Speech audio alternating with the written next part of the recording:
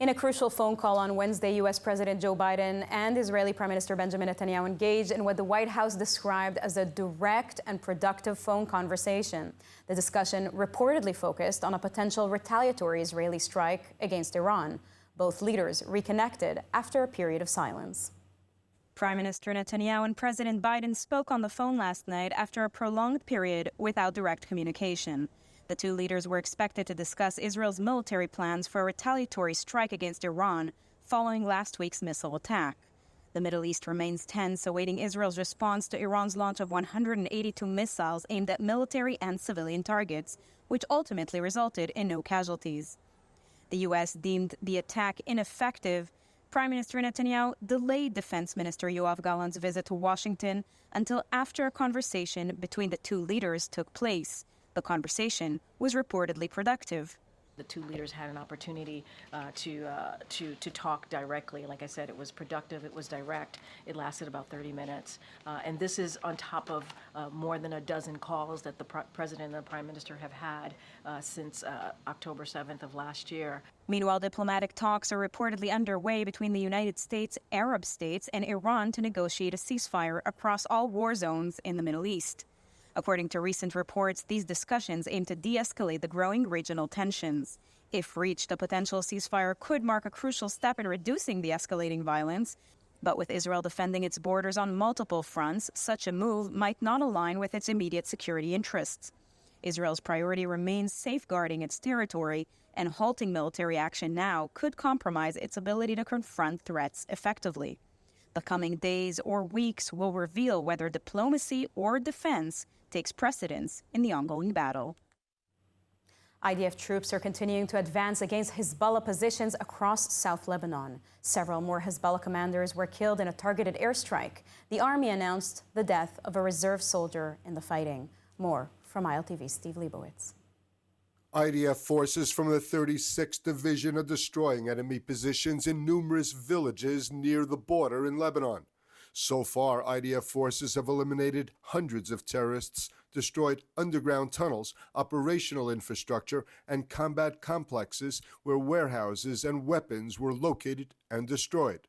Combat forces raided nature reserves under the guise of the organization called Green Without Borders, which served as Hezbollah's headquarters. An Israeli flag was seen flying in the southern Lebanese town of Maroun El Ras. This drone footage captures the targeted killing of Hezbollah operatives. Air Force jets struck and killed two Hezbollah commanders in Beirut and in South Lebanon. One of the slain terrorists was Ahmed Ali, responsible for the firing of hundreds of rockets and anti-tank missiles at the city of Kiryat Shmona. The other, Mohammed Ali Hamdan, commander of the anti-tank corps across the border from Kiryat Shmona. He too was behind many attacks on northern communities. וכמו שעשינו עד עכשיו במלחמה בכל הגזרות האחרות, מי שתוקף אותנו ייפגע וישלם מחיר. התקיפה שלנו תהיה קטלנית, מדויקת ובעיקר מפתיעה. הם לא יבינו מה קרה ואיך קרה, הם יראו את התוצאות. Further afield, the IDF announced that it had killed a Hezbollah operative in Syria. The strike was in the Quneitra area of Syria, just across the border from the Golan Heights. The commander was named as Adnan Jahut. And there was a reported airstrike in the Musa suburb of Damascus. It was attributed to Israel, and 7 people were reported killed. And another day of heavy incoming Hezbollah rocket fire in the Israeli north. ILTV's Devo Klein has the latest.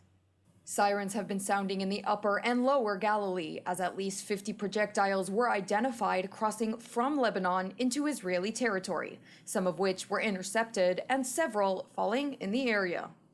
Revital Yehud and Dvir Shavir were identified as the victims killed in yesterday's rocket attack on Kiryat Shmona. פה בעניין עכשיו בשיגור האחרון שני תושבים שיצאו לטייל כנראה עם הכלב שלהם ונפגעו מפגיעה ישירה, עצוב, כואב, ואנחנו נמצאים בתקופה קשה, מלחמה קשה, ובעזרת השם שנעבור את התקופה הזאת וביחד ננצח. The pair of fatalities, which marked the first deadly attack on civilians since fighting between Israel and Lebanon intensified late last month, came on the same day that also saw 5 people injured in a large rocket barrage on Haifa.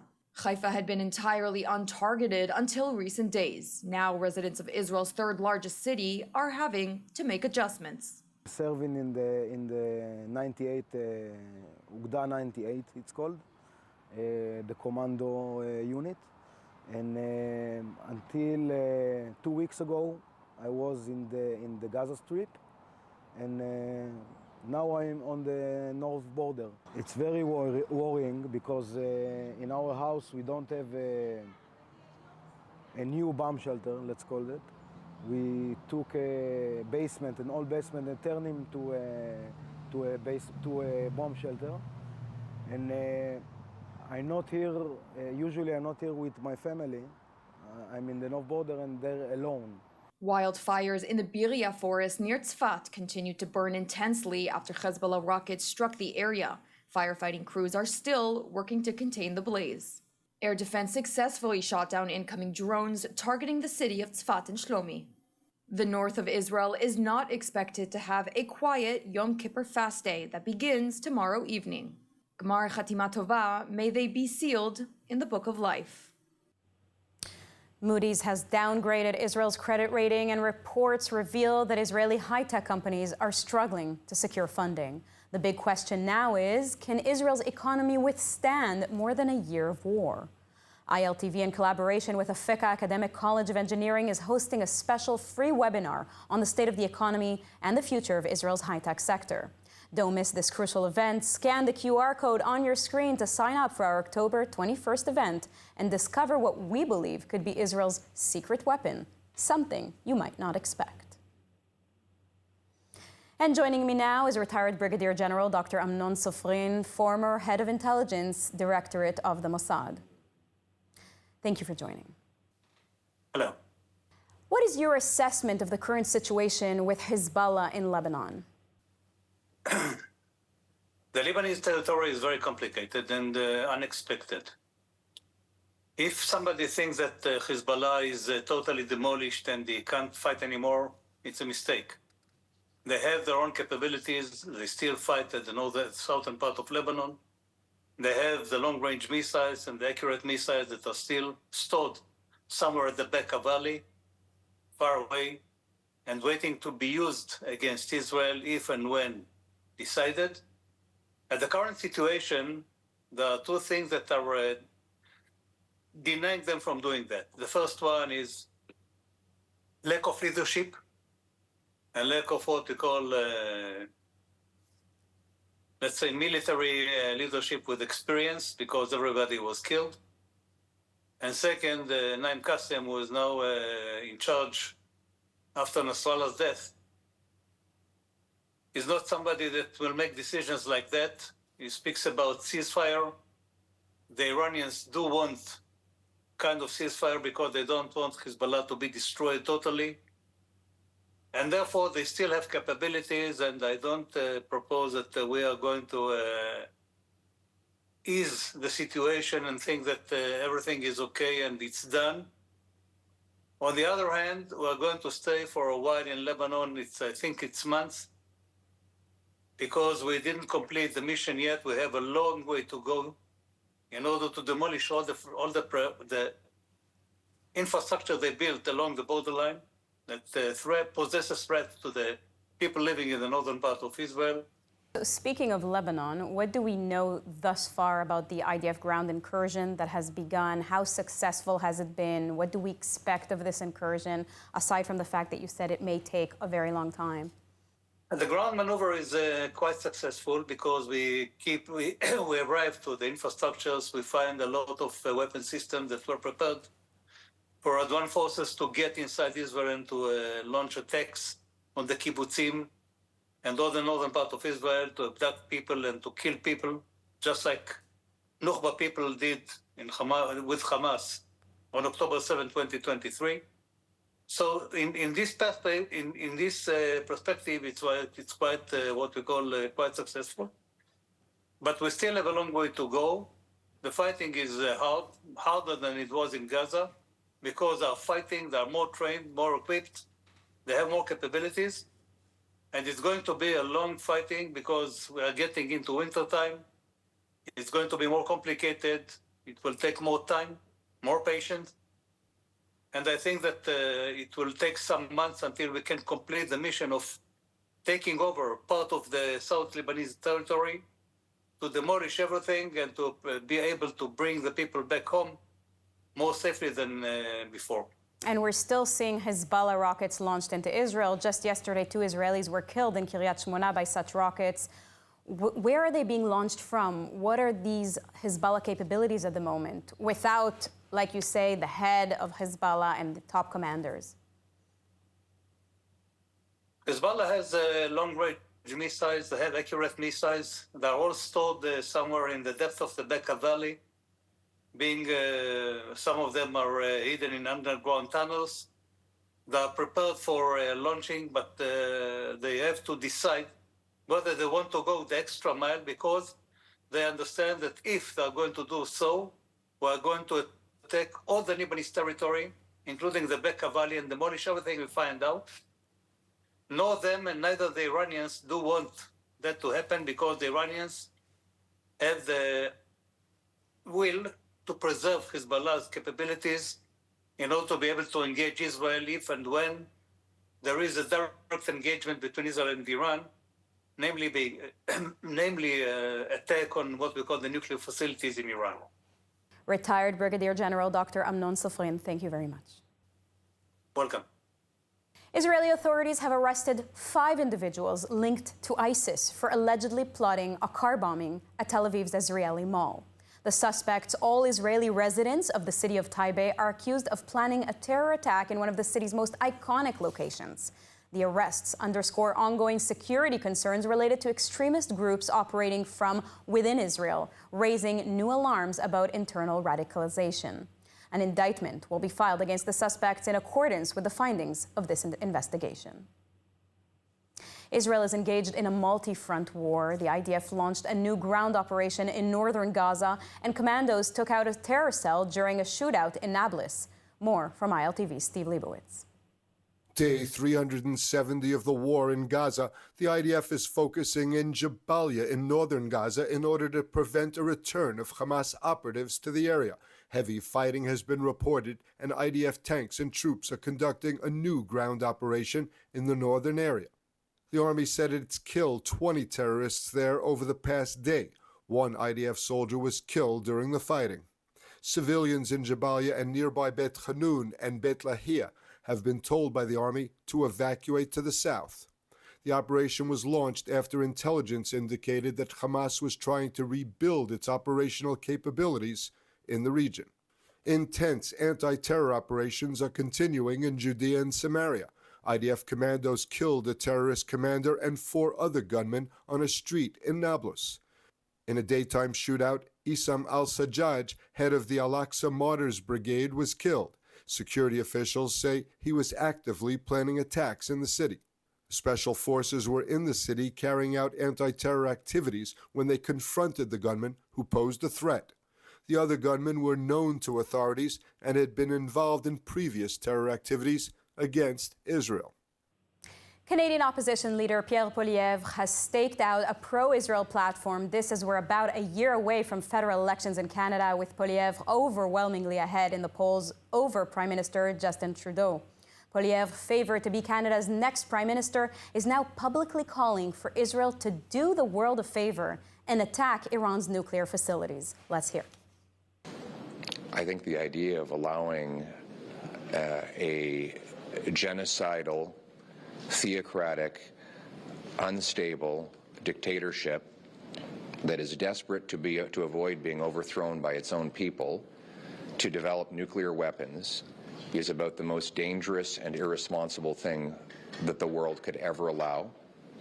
And if Israel were to stop that genocidal, theocratic, unstable government from acquiring nuclear weapons, it would be a gift by the Jewish state to humanity.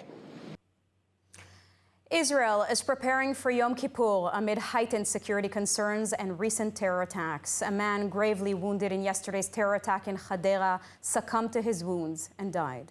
ILTV's Ariel Alchiani is in Tel Aviv to give us an update on the preparations and assess whether the public can feel safe during the upcoming holiday.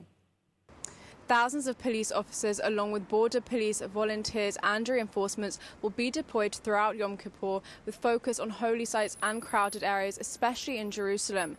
Now, this is, of course, to ensure the safety and protection of all worshippers and citizens during this time. And ILTV asked police spokesman Dean Elsdan how he anticipated the security situation during these holidays, and this is what he had to say. We're reinforcing the units that are on the ground, both overtly, both covertly. Even if you don't see officers, it doesn't mean that you're not being watched, whether it's cameras or drones or, officers that are undercover walking right past you. But we're also being proactive. We've increased our intelligence efforts. We've increased our counterterrorism operations. We've increased working in collaboration with the Shin Bet, and we've just had multiple arrests of Iranian operatives that are working here inside of Israel. We've arrested them in Beit Shemesh. We've arrested them throughout Israel, that are working at the hands of Iran to commit attacks here, to try to manipulate or scare our civilians. We're doing things on social media to analyze it and on the ground. I don't want to get too much into detail on operations because it is ongoing, but I can tell you that we're working as hard as ever because this is not just civilians' families that we're protecting. It's our own families too. We need to protect our streets. We're doing everything possible. While the civilians are at the dinner table for the high holidays, we're going to be in the streets. We're not going to rest for a single minute. It's a dangerous time not to be in Israel because the Israel police, the IDF, the security forces, we're here defending you. We're here defending our families. And yeah, we got sucker punched on October 7th, but let me tell you something. They woke up a lion. And this is a nation of resilience. And this is the nation that's going to do everything possible to defend our civilians. This is our home, and nobody's going to take that from us. Now, of course, everyone should stay up to date with the Home Front Command to check for any new guidelines or instructions. But as Dean said himself, the population can rest assured that the police are doing everything they can to ensure our safety, not just now, but always. And today we have the privilege of hearing once again from Yael Eckstein, president of the International Fellowship of Christians and Jews. She shares with us a recap of some of the most important headlines from recent weeks. Let's take a look.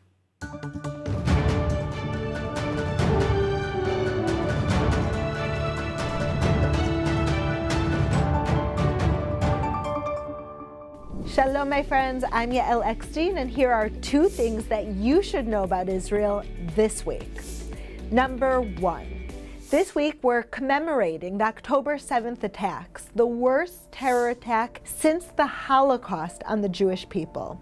It is 1 year since the Jewish people realized that hatred, the ancient hatred of anti-Semitism, is rearing its ugly head once again.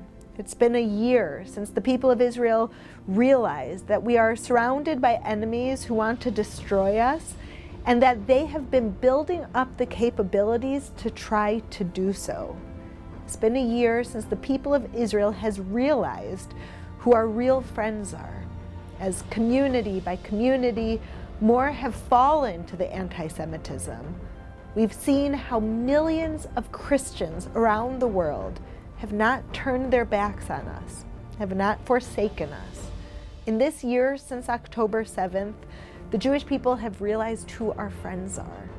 And those friends recognize that Israel is on the front lines, fighting for the values, the Judeo-Christian values that we both hold dear. And so as we mark 1 year since those horrendous attacks, as Israel continues to be under rocket and missile and drone attacks on a daily basis from 7 different fronts, all funded by Iran, it's an opportunity to reach out to you and to say thank you. Toda Rabah, for standing by our side as we fight for our survival. Number 2, we have distributed over $114 million of aid to the people who need it most. Tens of thousands of flak jackets and helmets to first responders. Hundreds of thousands of meals to the hungry in Israel. We've placed hundreds of bomb shelters, distributed dozens of ambulances. Wherever we saw a need, It was Christian friends around the world who enabled us to meet that need and save lives. Well, my friends, those are 2 things that you now know about Israel. Join me next week, same place, same time, for more updates from the Holy Land. Shalom.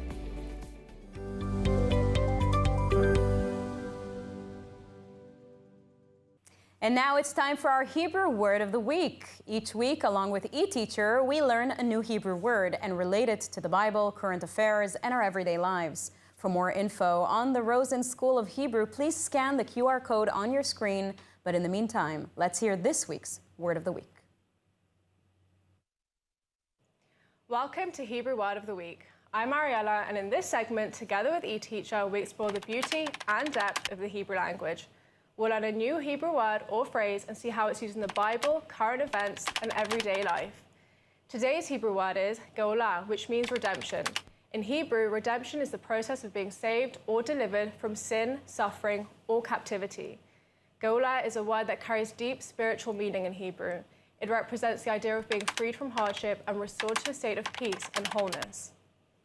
In Hebrew culture, Geulah is a central theme in religious texts and prayers.